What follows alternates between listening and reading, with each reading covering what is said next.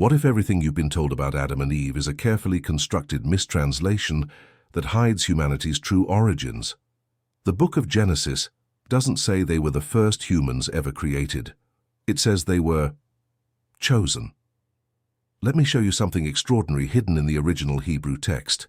When Genesis introduces Adam, it doesn't use the word you'd expect for a man or humanity in general. Instead, it uses ha-Adam, literally the Adam with a definite article. This isn't describing the creation of mankind. This is describing the selection of a specific human being from an already existing population. The verb yatsar, used in Genesis 2:7, doesn't mean create from nothing. It means to form or to fashion, the same word a potter uses when shaping clay that already exists. And here's where it gets even more intriguing. Genesis 1:27 uses bara for the creation of humanity in general, speaking of males and females, plural.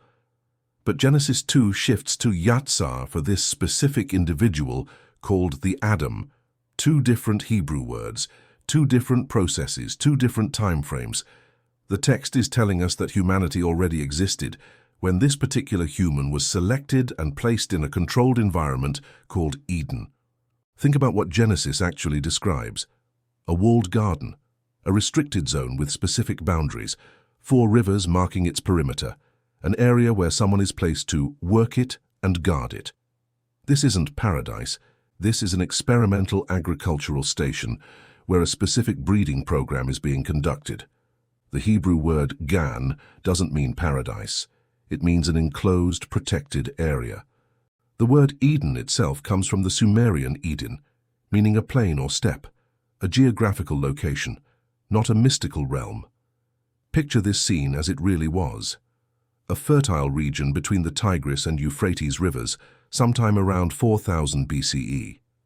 Advanced beings the text calls Elohim, a plural word that literally means the powerful ones, have established an agricultural center. They need workers who can follow complex instructions, maintain crops, and eventually spread this knowledge. They survey the existing human populations, because yes, there are already humans scattered across the earth, living as hunter-gatherers, forming their own communities. From these populations, they select one individual with specific genetic markers, specific cognitive abilities.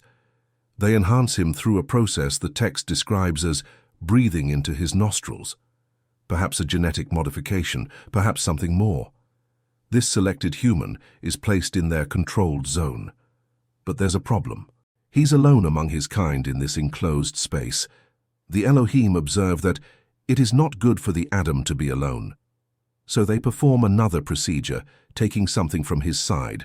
The Hebrew word tsela doesn't mean rib, it means side or part.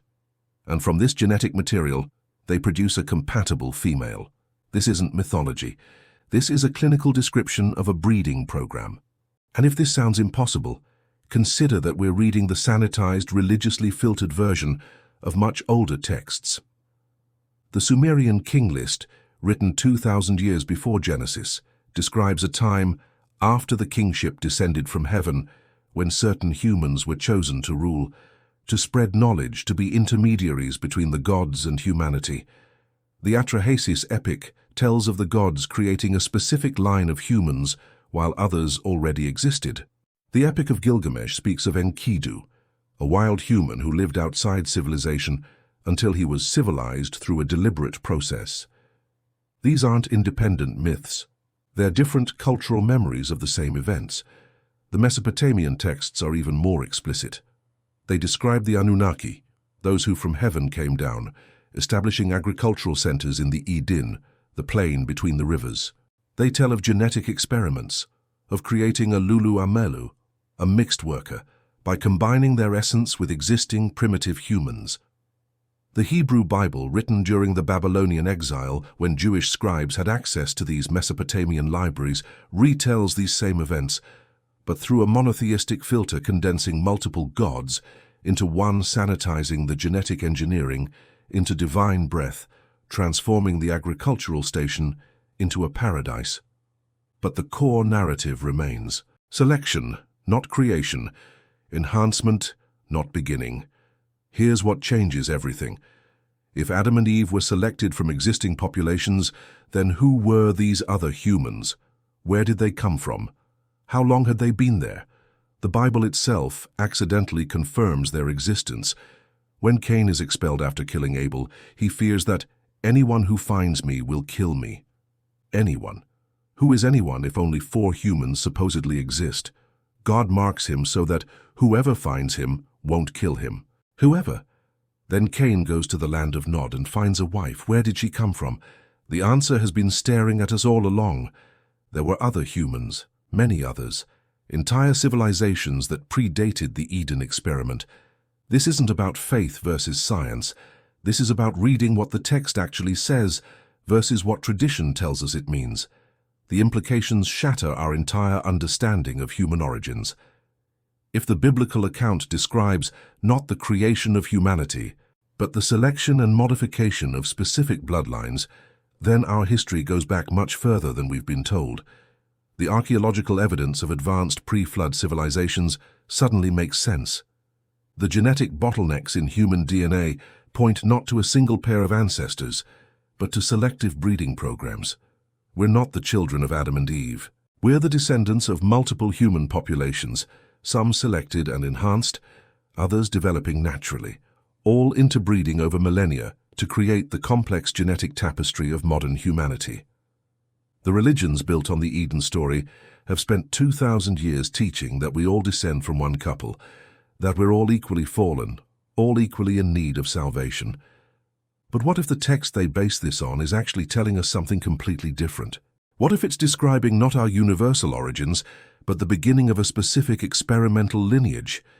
This changes the entire conversation about human origins, about racial differences, about ancient civilizations, about everything we think we know about where we came from. Think about this question as we close. If the Bible is actually describing genetic selection and modification programs conducted by advanced beings, and if multiple human populations existed before and alongside Adam's lineage, then what else has been deliberately mistranslated to hide our true history? The answer lies in the flood story, where the Bible explicitly mentions the Nephilim, the hybrid offspring of the sons of the Elohim and the daughters of men. But that's a revelation for our next episode, where we'll uncover the pre-Adamite humans the Bible tried to erase from history. For now, look at Genesis again. Not as myth, not as symbol, but as history. The history of when humanity was divided into the selected and the natural, the enhanced and the primitive, the chosen and the forgotten. The evidence has always been there, written in Hebrew, carved in Sumerian, hidden in plain sight. We just had to learn how to read it. Because once you see the truth about Adam and Eve, you can't unsee what comes next.